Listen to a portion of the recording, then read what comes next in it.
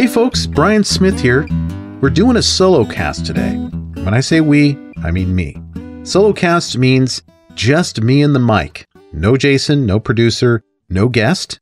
I'm just talking about things that I want to talk about. And I haven't done one of these since January. So if you don't know what a solo cast is and you haven't listened to the podcast very long, that's why. I just don't do a lot of these. Don't have a lot of time to record just my personal thoughts on the world and state of affairs. And also, I don't like doing it. I don't like revealing things about myself and feeling vulnerable. But I think it's important to hop on the mic every once in a while so that you can get to know me a little bit and understand who is the person behind the voice and who is the person asking the questions. What are they all about? What are their values? So that's what I'm doing. How are you guys doing, by the way? Are you vaxxed? That's the question of the month, of the year. Are you vaccinated? Are you planning on getting vaccinated? If you're not, I urge you to do that. Please, for yourself, for your family, for your community, for the world. We really need people to hop on that train and get vaccinated so that we can try to find some semblance of normalcy. And how's everything else going, by the way? Let me know. Reach out to me on social media at DreamPathPod on Instagram, at DreamPathPod on Facebook. And a lot of people aren't on Facebook anymore, but I still am. I check it every single day. You can also email me at brian@dreampathpod.com and connect with me. Let me know what you're thinking about the show. Let me know what kinds of guests you want to hear from. Do you have interview ideas? And do you have any critiques of how I'm approaching these interviews? I'm totally open to criticism, so let me know what's going on. But anyway, back to the solo cast. I just wanted to check in and let you know that I have been reflecting on the last year and a half. And the reason I've been reflecting is the 9/11 20th anniversary just happened.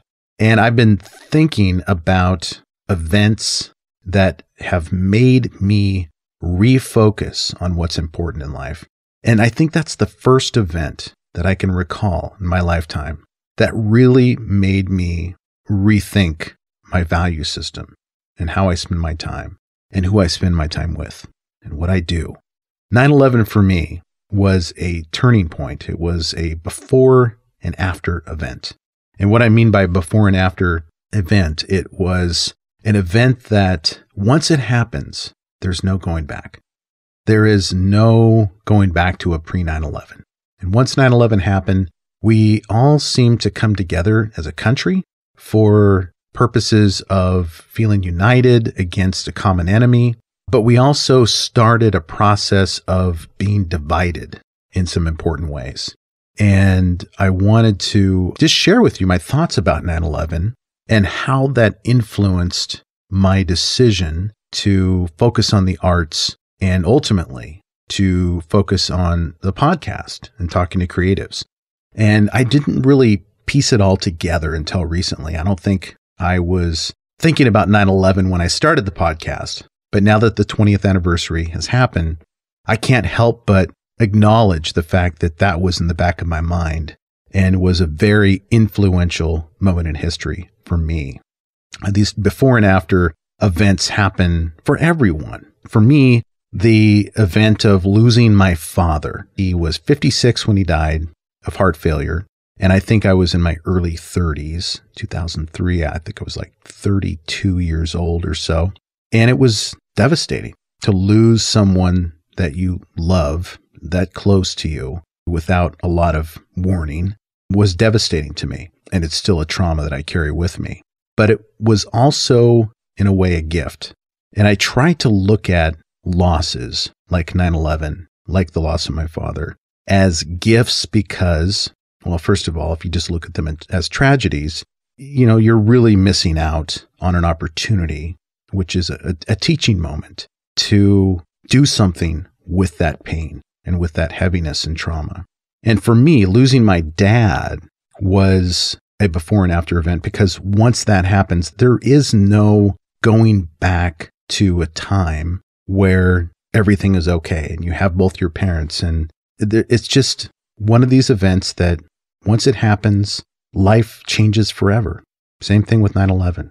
And so 9/11 and losing my dad, I carried with me for years as I worked my ass off as a trial attorney and neglected still, even with those events hanging over me and this acute understanding that I was starting to have about my own mortality and the fragility of life and the urgency of just doing what you want to do, what you need to do right now and not waiting. I still did not do the things I wanted to do creatively. I don't know what was holding me back. But at some point, and I think I told the story of how I started this podcast in talking to my friend Brent Morgan, who convinced me basically to start it. I spent a couple of days with him at his house in Santa Monica. Hadn't seen him in a long time, probably 10 years. And he emphatically told me I had to start the podcast.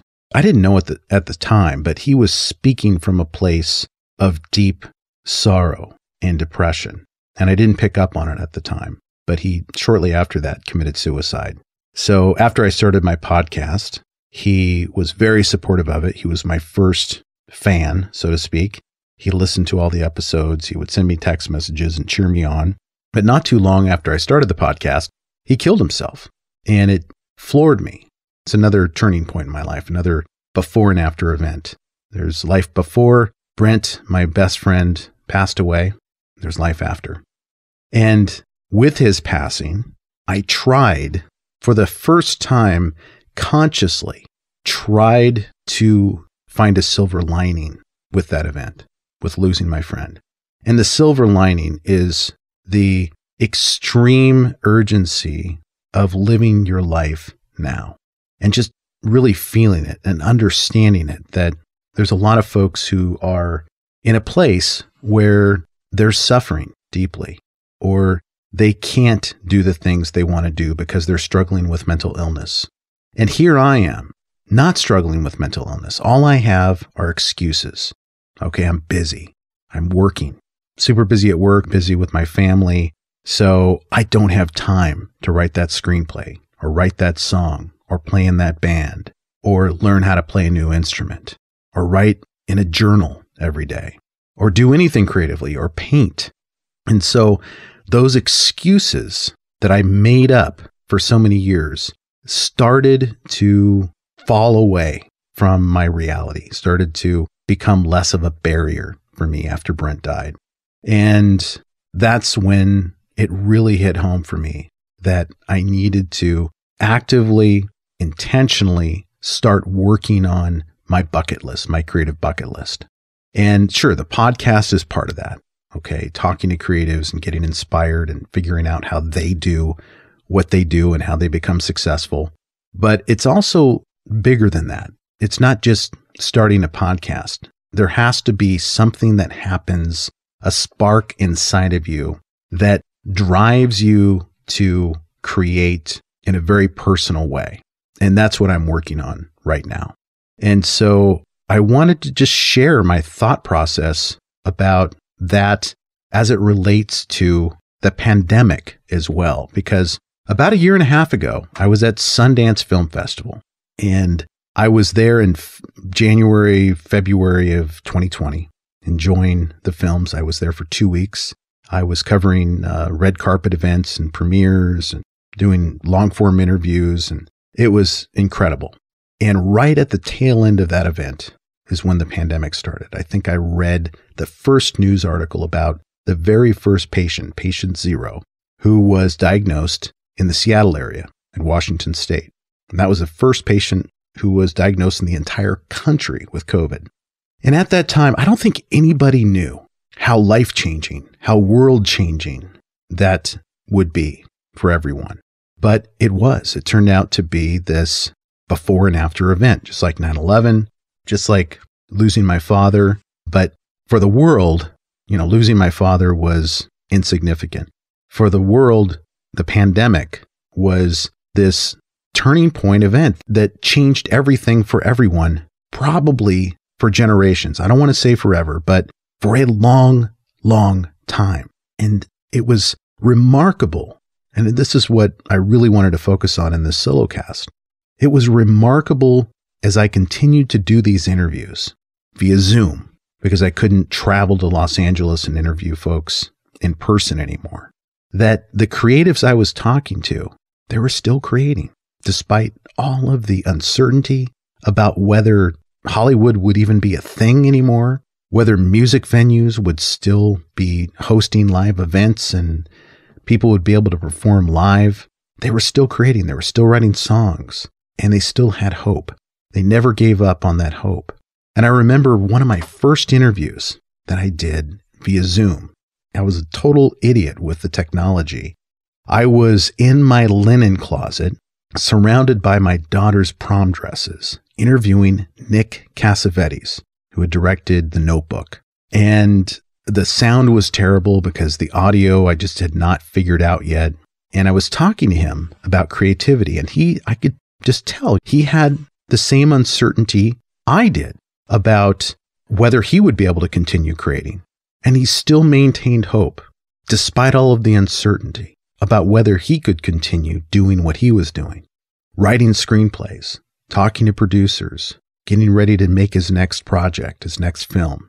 And that first interview I had with Nick really inspired me to keep going with the podcast and to keep going creatively with my own creative bucket list.